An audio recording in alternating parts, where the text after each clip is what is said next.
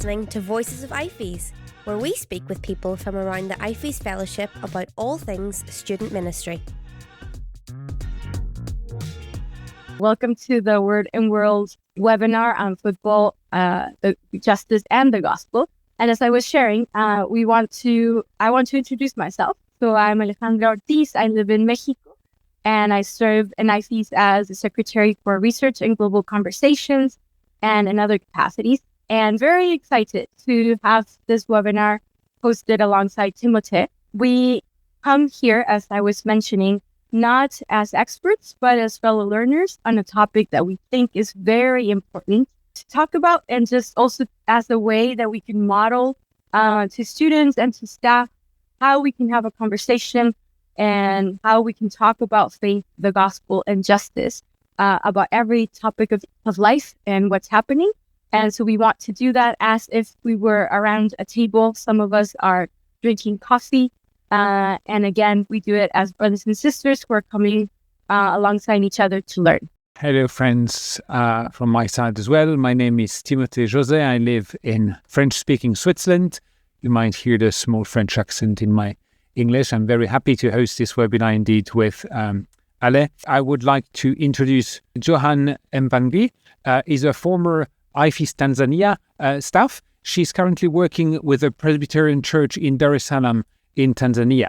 And Johan has volunteered during the FIFA World Cup 2022 in Qatar. So the last World Cup which happened. Johan, over to you. Thank you so much. It is my joy to be part of this conversation as I've been introduced. And like you, Timothy, before 2022, I would not have been on this space, but God, in his mysterious ways, works and shows us directions to follow. When this World Cup almost began, what came into my mind was, how can I be involved?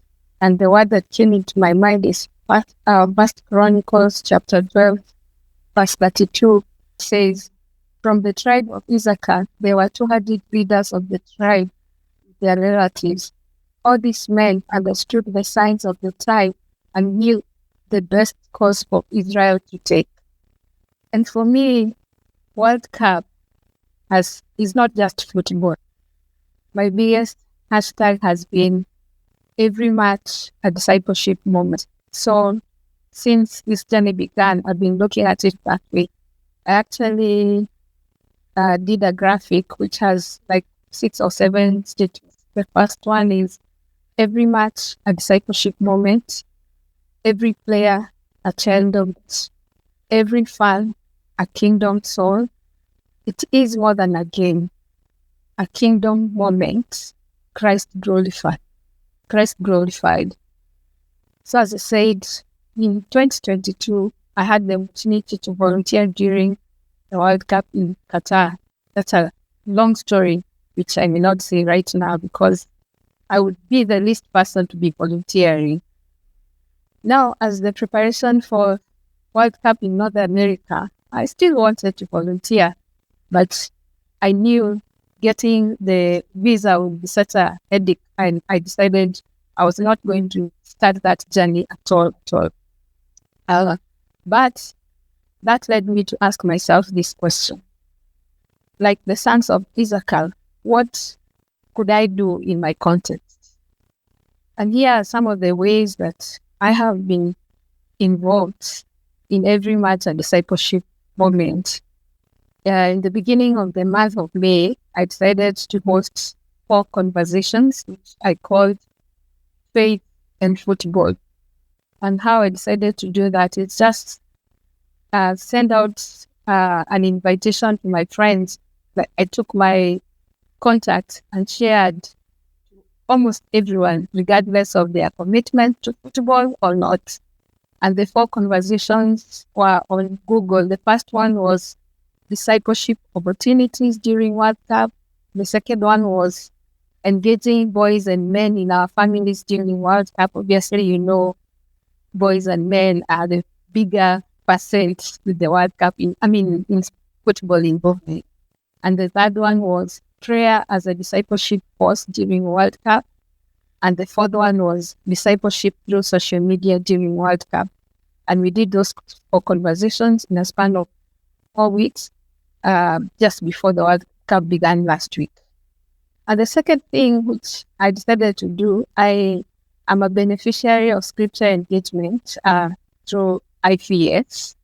And so I invited my friends, some of them former staff workers, and requested them, can we somehow prepare a Bible study guide which we can share with anyone who would be willing to receive it. And so we were 4 of us. All of us are no longer staff workers. 1 person in Uganda, 1 person in Kenya, and 2 of us in Tanzania.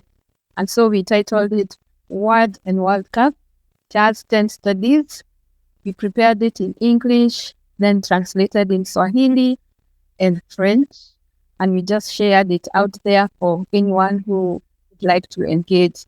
We used inductive Bible study, but very, very basic, not in depth. Yeah. And then the third thing which I've been doing is, like I said, as a person who loves scripture, and I also love some graphic design, I decided to come up with something that I call Speak Scriptures to the Nations. So how that looks like is the graphic contains a Bible verse, like Psalms 33 verse 14, that the purposes of the Lord in the nation will not be thwarted. And the other thing that is in that graphic is the nation's flag. And because now we have access to translation, if a nation main language is French, do it in French. If it's in Spanish, we do it in Spanish. And all of these things, the main purpose is to help people see beyond all the darkness that we see in this place. It is still a kingdom moment. And then the fourth thing now that we've been doing since the World Cup began, it's something we are calling Kingdom Matches Conversation. What is Kingdom Matches Conversation is we invite people who have technical knowledge.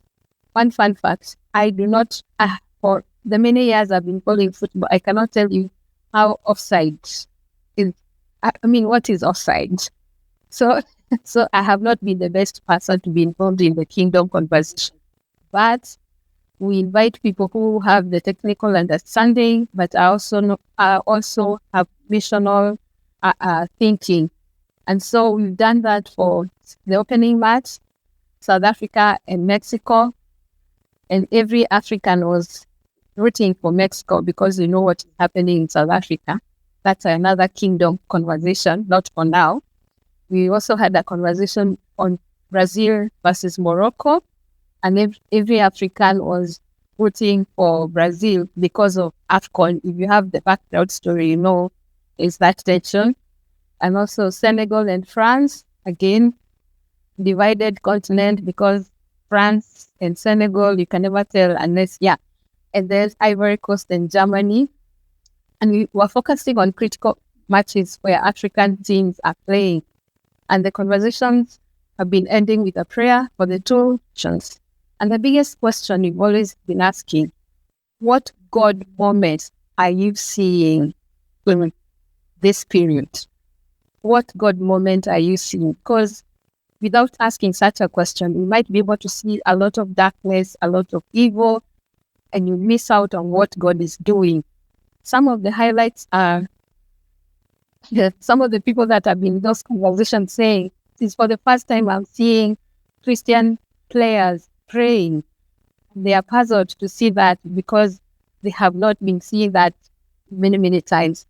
And the other thing I'm still doing is decided to call it a World Cup prayer challenge. And again, invited Christians to come together so that we pray. Initially, my desire was to just get 20 people, pray for 3 times a week, but it turned out to be more than that. We have people from Kenya, Tanzania, Uganda, Rwanda, Congo, Zimbabwe. And one request that we made was each of you should adopt at least one team that is playing the World Cup. And the other thing is, even if the team is eliminated, you have to still continue to pray for it.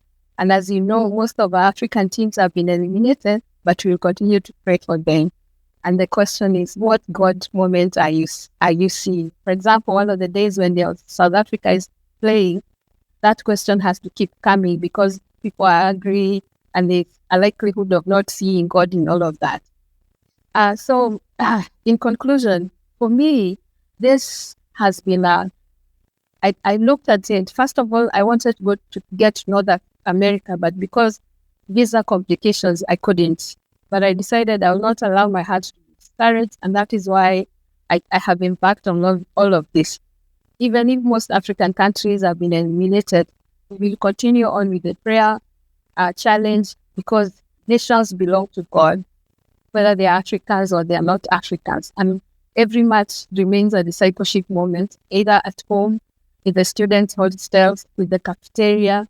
It's an opportunity to glorify God. There might be too much darkness that keeps popping up, but one of my biggest encouragement is in the book of John chapter 1, verse 5. The Bible says, and darkness did not overcome the light. And I'd like to conclude by saying, what God moment are you seeing in this world? In the next 17 days, let's take same poster that Jesus would take. What would he be seeing? What would he be doing? As an African who feels a bit discouraged because most of our countries are out. I mean, how would Jesus respond if he was an African? It is a moment that the Lord will help us. So thank you so much. Let me end it there. Every match a discipleship moment. Thank you. Thank you very much, Joanne, for your sharing. Your passion is really evident, and the way of taking all those opportunities. Thank you very much for giving us insights into your very important ministry at this time during the World Cup. You really open horizons, I'm sure, for many of us. Let me introduce the second speaker who joins us from the US. Her name is Queenie Serrano. I hope I pronounced that well. She's the Director of Global Justice Programs in InterVarsity USA. So she speaks from where things are happening at the moment. Global Justice Program is called the Global Urban Trek. She lives in South Lake Tahoe in California and has been staff for almost 12 years, works on campus as well. She loves nature and sports, and she has a BA in history and an MA in Asian American Studies. And I'm hearing she's a big fan of football as well. So Queenie, over to you. We look forward to hearing your sharing. Thank you. Oh, thank you, Timotei and Ale, for inviting me and letting me be part of this conversation. And yes to all the things that you had shared. I am the Director of Global Justice Programs, and so my students are currently on a program right now.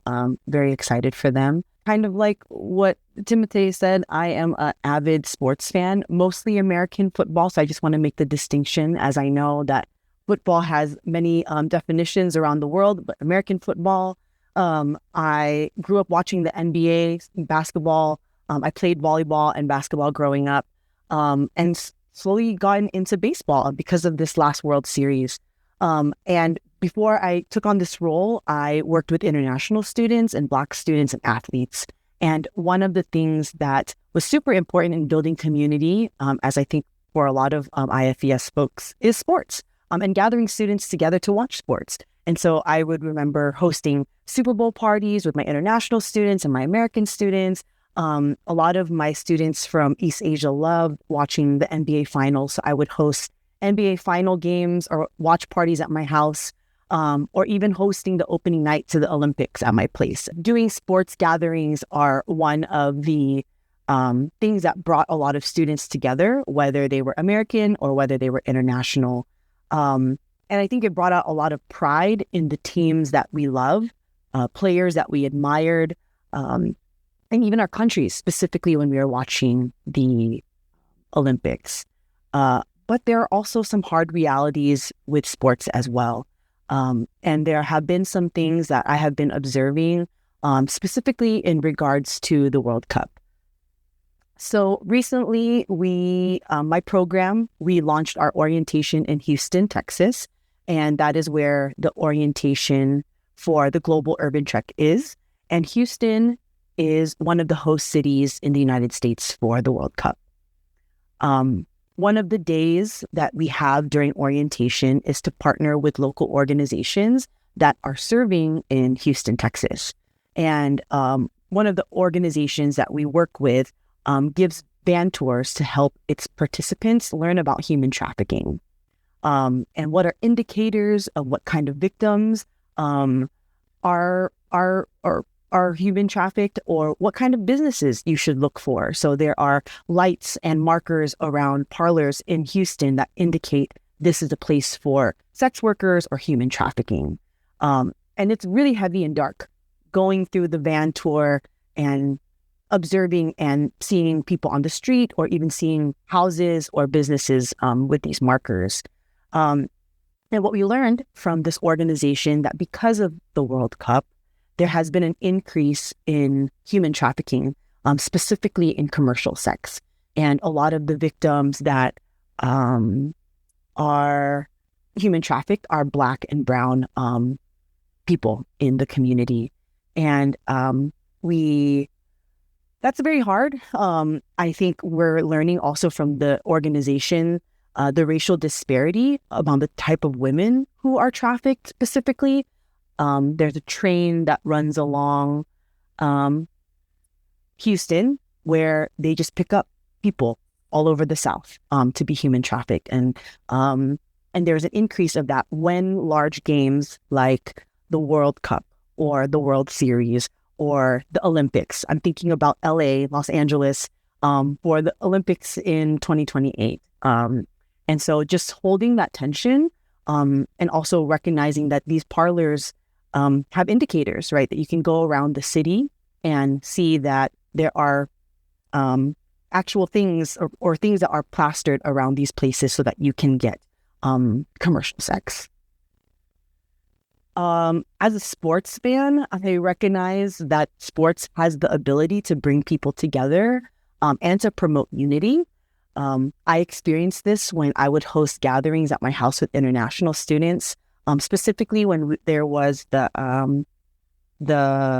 Olympics, and everyone's cheering for their country and you're excited. I'm Filipina, so I was born in the Philippines, but I grew up here. And so very excited for any time the Philippines in our small country gets to participate. But also as someone who resides in the United States and has grown up here, I am deeply grieved and lament the treatment of athletes and coaches and staff of people from the World Cup coming into the United States because of our current administration. The fear-mongering that has happened, specifically to non-white African Muslim cities, so people getting denied access or harassment in immigration.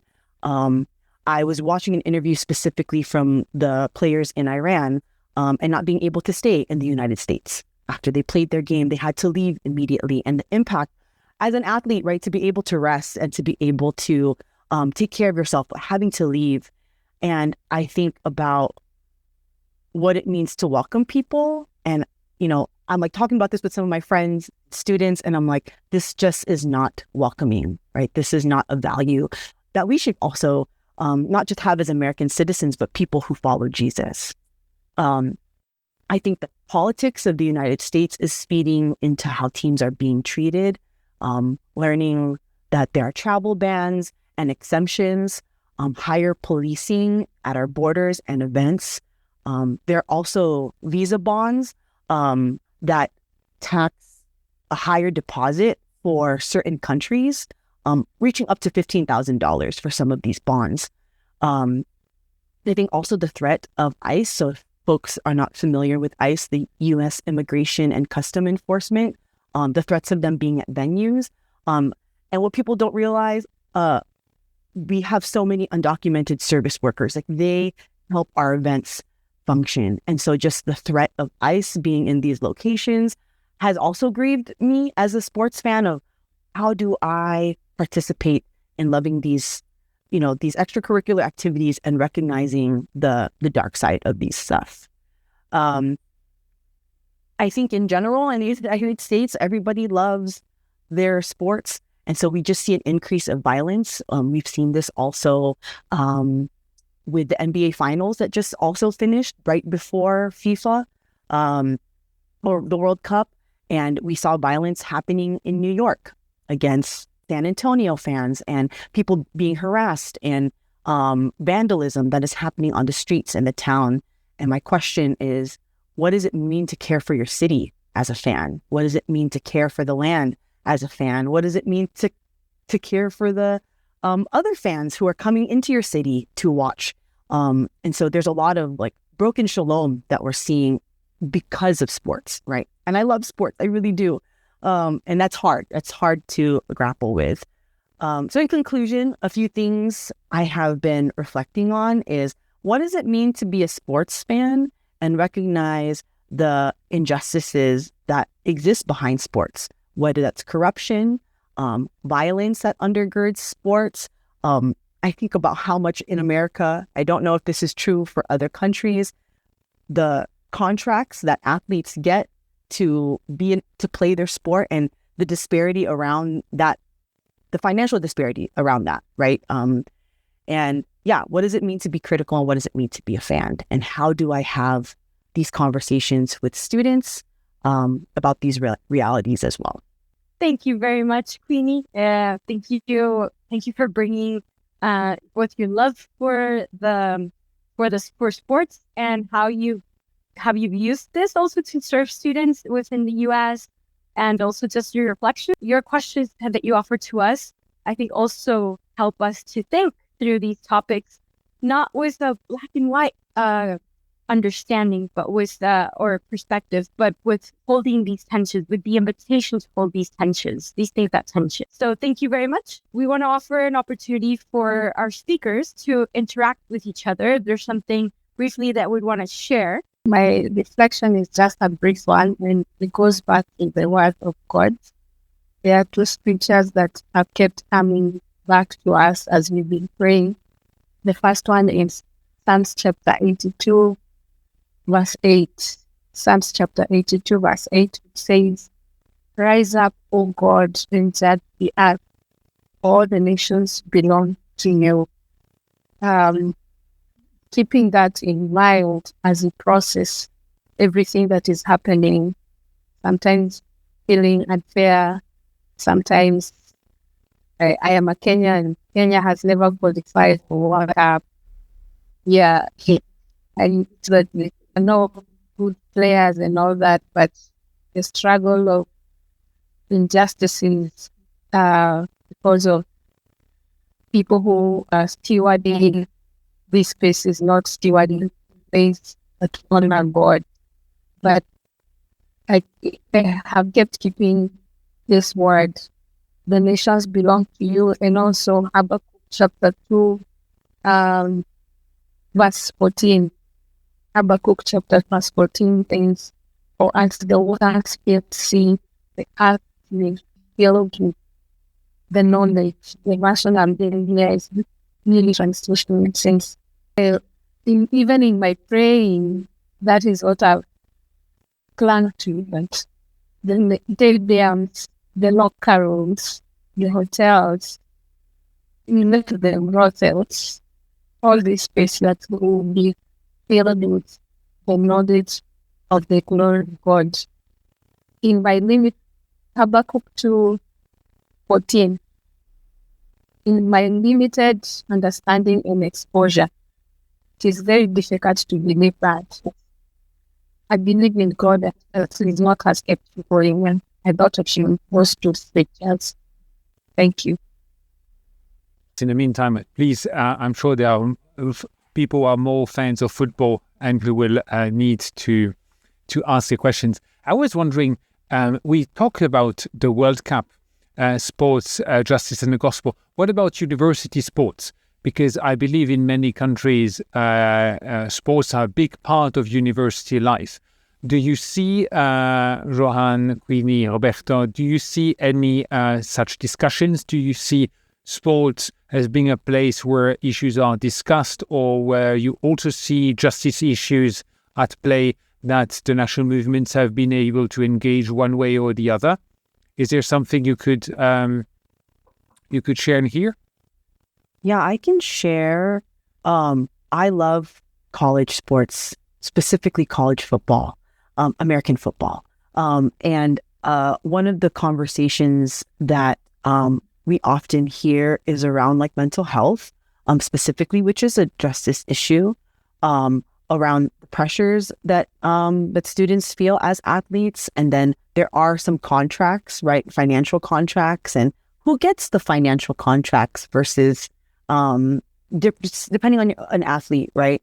But I know mental health has been a huge conversation around athletes. Like there has been just a trigger warning, right, for like suicide rates for athletes, particular athletes.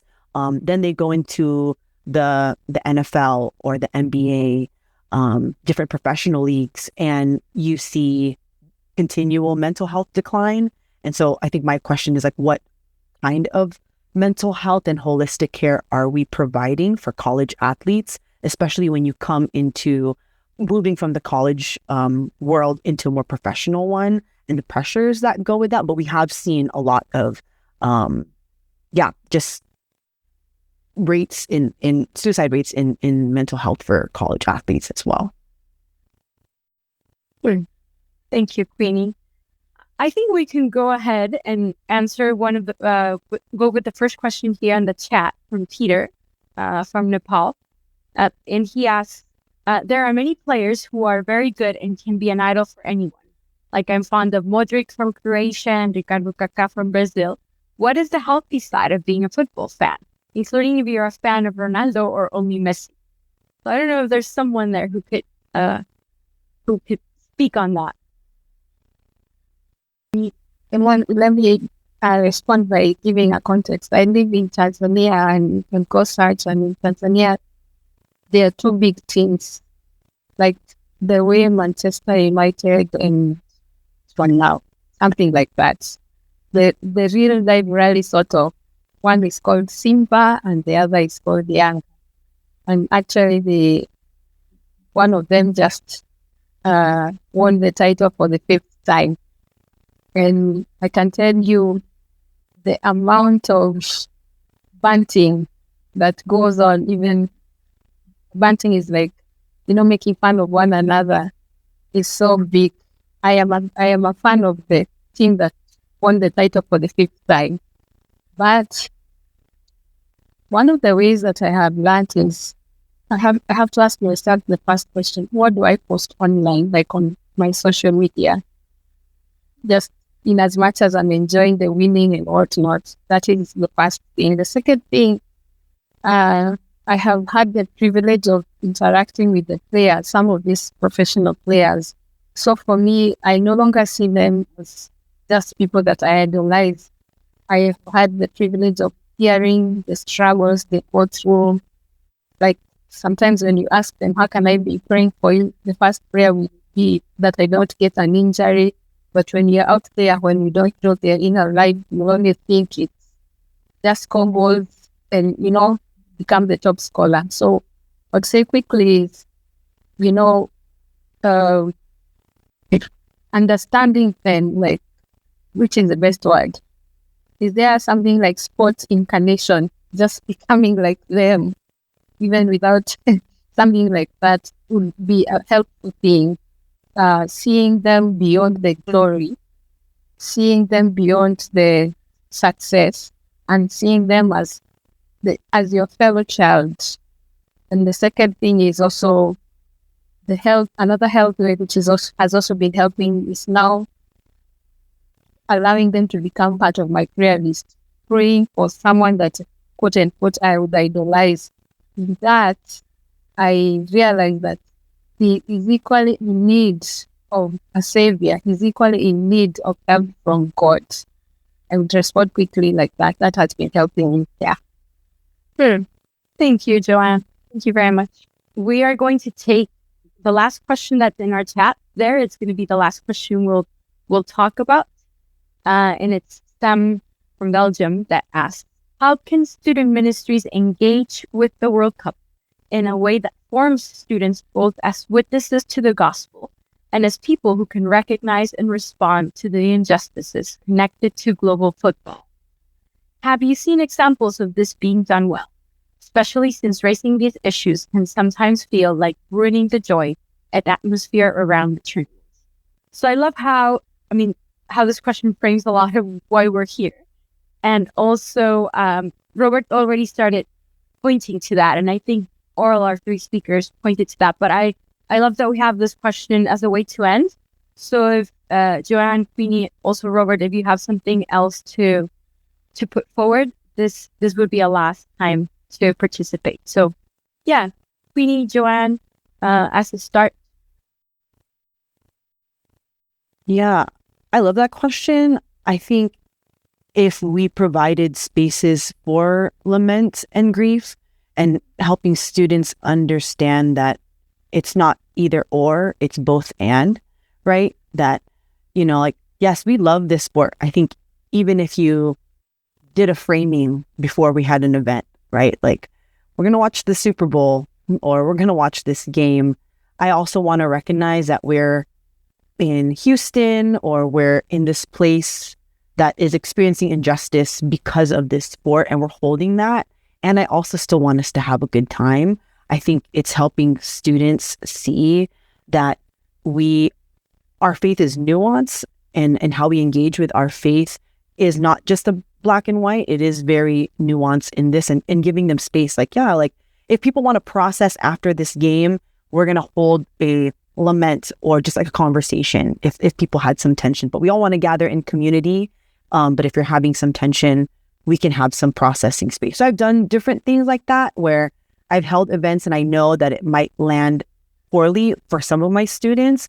And so offering like, hey, if that was hard for some of you, I'm going to take some of you out for ice cream after and we can have a conversation, right? To provide, like, we're seeing everyone in the room and that we have a perspective. And then how do you pastor them through that?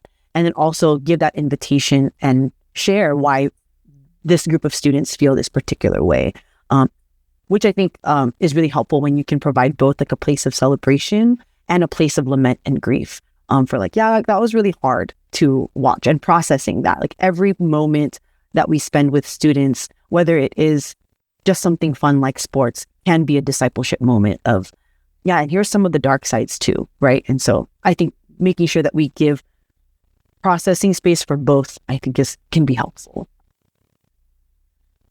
Oh, thank you very much, Queenie. Yeah. Joanne, would you like to share? Robert, any closing remarks? Yeah. After the match yesterday between England and DRC, Congo is in East Africa. So the entire East Africa was rallying behind DRC. Within WhatsApp group, the World Cup Prayer Challenge that we have. So people started commenting. Someone saying it's heartbreaking that DR Congo has to go home, but we thank God he has taken them this far. Then someone else said Congo have played the ball game, no pushing till to the end was a challenge. Then someone came and said they have played for the first time in 2 years. God has really seen them through. So after that mention of 52 years, the conversation shifted from the pain to it is an encouragement. I agree with what Queenie is saying, creating space for conversations and conversations and I'm thinking this is where even graduates come in. And graduates come in because they've had experience of going through losses and pain and suffering, and they are able to really journey with these young people as they process. Because some of these losses are pretty big. And I would conclude by saying one of the challenges I had before the World Cup began, I was talking to someone from one of the movements, and I asked that, what if we prepared a Bible study guide that is purely sports oriented, not necessarily football, that can be a gift to the movement, so that, because if I have not seen a study guide that is specified from any IFES movement. So I was challenging the person, but in a good way. That is one tool that can allow people to have conversations at any point. There's a major tournament.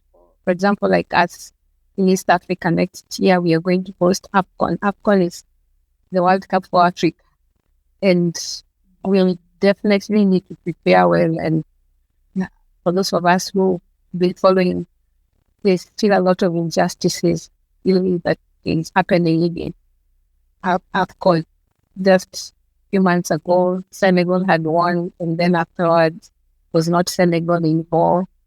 And people are still recovering from that. So I'm thinking a study guide is a tool that can help people having conversations even beyond the moment of playing. And so, that's what comes to mind, right? Please, thank you so much. It was a pleasure being part of this conversation.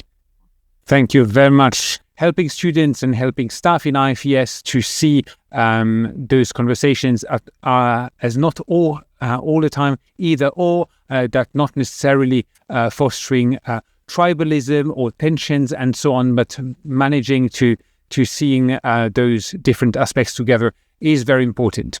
Friends, thanks so much for joining us. We'll be closing in a few seconds. I would just like to thank all you who attended, all our wonderful speakers.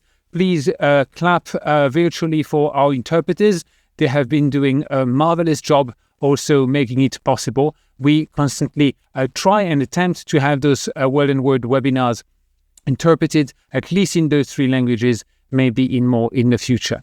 Please also do have a look at the Word and World Journal, including the previous issues that aim at providing spaces for discussions and exchanges of view on complicated topics. There will be, and this is just teasing you now, the next issue is in AI and human identity. So if you go to the website now and you sign up, you will automatically receive the next issue directly delivered into your mailbox, and I might have some author conversations in a webinar format as well. We also do have an Engaging University playlist that gathers some speakers and some speeches and some other elements from previous IFES events. Please have a look. Why not watch them also with some of your friends and colleagues and students to prompt conversations, adapt them to your local respective context. Friends, it was a pleasure hosting you today. Thanks again for the speaker. May the Lord bless you and keep you, and let his face shine upon you and give you peace as you continue serving and being ambassadors of light wherever God has placed you.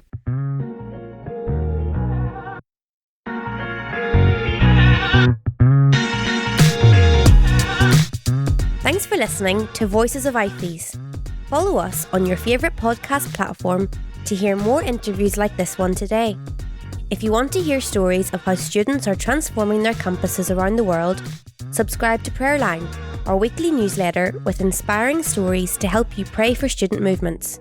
You can go to ifesworld.org to subscribe, or follow us on Instagram and Facebook to listen to stories in audio form.